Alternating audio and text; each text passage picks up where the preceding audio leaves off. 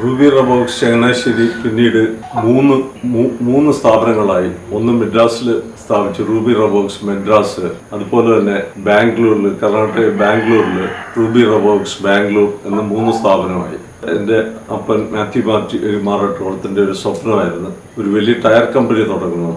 അങ്ങനെയാണ് അദ്ദേഹം പല പ്രാവശ്യം അമേരിക്കയിൽ പോവുകയും വിദേശ കമ്പനികളുമായിട്ട് സംസാരിച്ചു വരുകയും അങ്ങനെ അപ്പോളോ ടയർസ് എന്ന് പറഞ്ഞ സ്വപ്നം സാക്ഷാത്കരിക്കുന്നത്.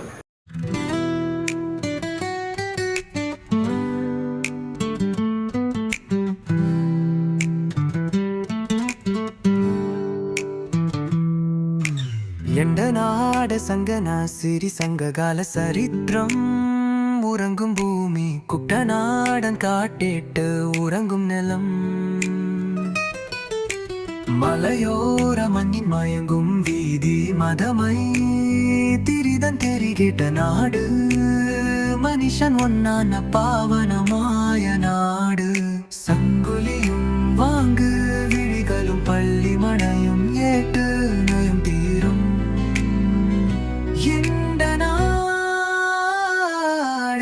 പതിനായിരം ടയറും 14,000 ട്യൂബും 12 ടൺ റബ്ബർ പിടിച്ചുകൊണ്ടിരുന്ന ഒരു കമ്പനി അന്ന് കേരളത്തിലെ ഇന്ത്യയിലും.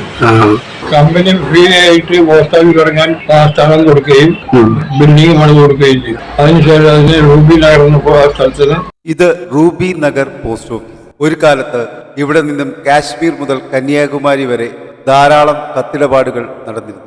ഒരു പക്ഷേ ഇതിന് കാരണമായത് ഈ പോസ്റ്റ് ഓഫീസ് സർക്കാരിന് നിർമ്മിച്ചു നൽകിയ റൂബി ടയർ വർക്ക്സ് എന്ന സ്ഥാപനം തന്നെയാണ്.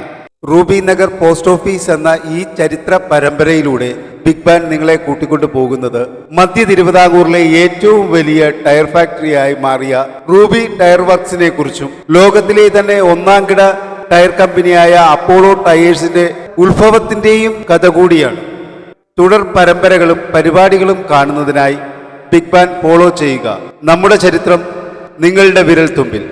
മാറാട്ടോളം ഫാമിലിയുടെ ചരിത്രം എൻ്റെ ഓർമ്മയിൽ, എൻ്റെ കേട്ടറിവിലും ഉള്ള കാര്യങ്ങൾ ഞാൻ പറയാം. മാറാട്ടോളം ഫാമിലി ചങ്ങനാശ്ശേരിയുടെ ആദ്യകാലങ്ങളിലുള്ള കുടുംബങ്ങളിൽ ഒന്നാണ്. അതിൽ ഒരു ശാഖയായി ഈ റൂബി ഫാക്ടറി തുടങ്ങിയതിൻ്റെ പിന്നിലുള്ള ചരിത്രം ഞാൻ പറയാം. ഇവർ 4 സഹോദരങ്ങളായിരുന്നു. ചാക്കോട്ടി മാറാട്ടോളം മൂത്തയാള്, രണ്ടാമത്തെ കുഞ്ചിറിയറ്റി മാറാട്ടോളം, മൂന്നാമത്തെ തോമസ് ടി മാറാട്ടോളം, 4-മത്തെ എൻ്റെ അപ്പൻ ഏറ്റവും ഇളയതായിട്ടുള്ള മാത്യു ടി മാറാട്ടോളം.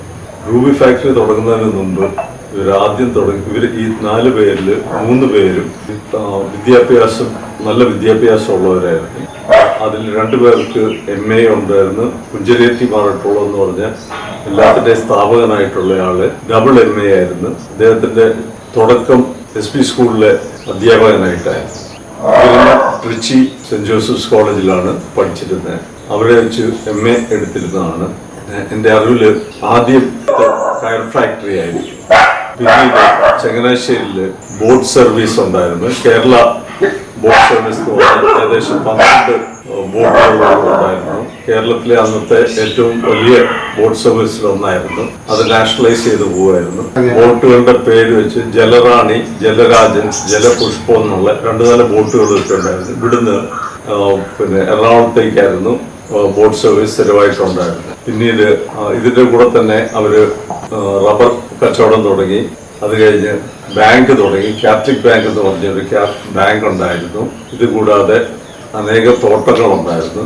അതിൽ ഏറ്റവും പേര് കേട്ട ഒരു തോട്ടം നിലമ്പൂരിൽ ഏകദേശം 6,000 ഏക്കർ കോവിലകത്ത് നിന്ന് മേടിച്ച് അത് 2,000 ഏക്കറോളം റബ്ബർ പ്ലാന്റ് ചെയ്ത് ബാക്കി 4,000 ഏക്കർ വെസ്റ്റ് ചെയ്ത് പോയി.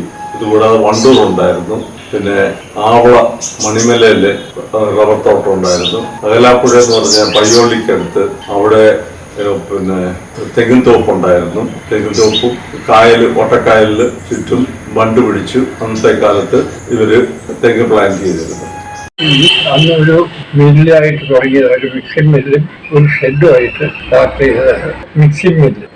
മിക്സിംഗ് മില്ല്, അതായത് അതിന്റെ ബേസിക് ആയിട്ടുള്ള മിഷനറിയാണ് മിക്സിംഗ് മില്ല്. ഡയർ റബ്ബർ ക്രോസ് ചെയ്യണ ഒരിതാണ് മിക്സിംഗ് മില്ല് എന്ന് പറയുന്നത്. ബലൂൺ ഫാക്ടറി ആദ്യമേ തുടങ്ങി അത് കഴിഞ്ഞിട്ടാണ് ടെൻഡ് റബ്ബർ ഫാക്ടറിയിലേക്ക് മാറിയത്.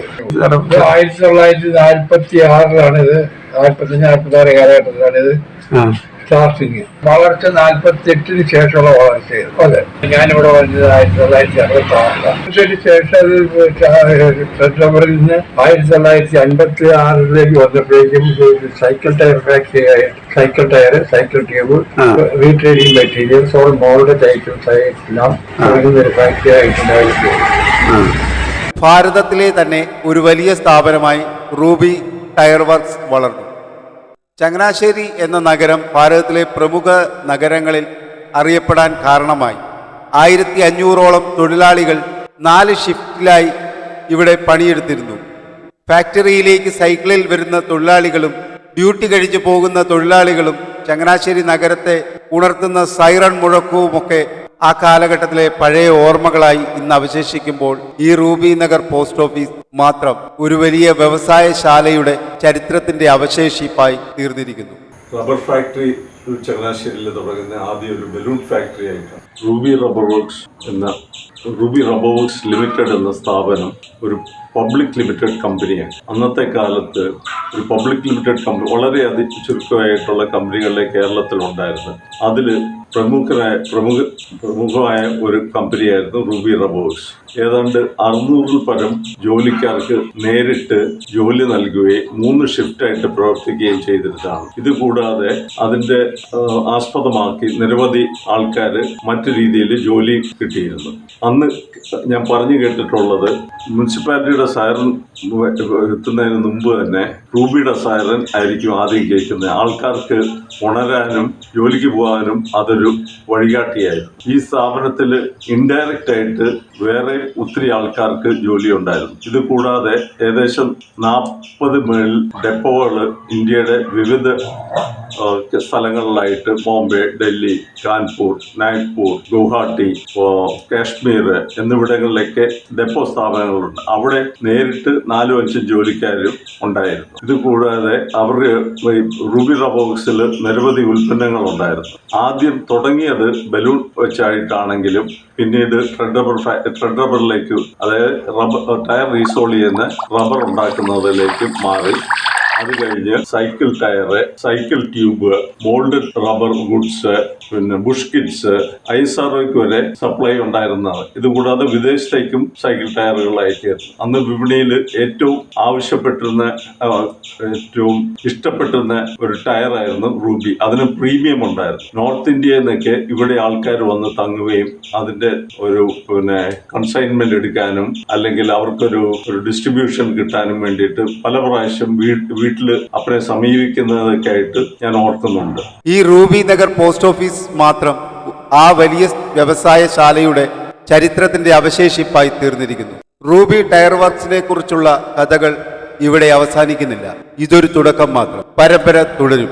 കൂടെ കൂടിയാൽ നാട്ടിലെ കാഴ്ചകൾ, നാട്ടിലെ ജീവിതങ്ങൾ, നാടിന്റെ ചരിത്രം ഒക്കെ അടുത്തറിയാം. പിന്നെ ഒത്തൊരുമിച്ച് നമ്മുടെ നാടിന്റെ ശബ്ദമായി മാറാം. Big ban.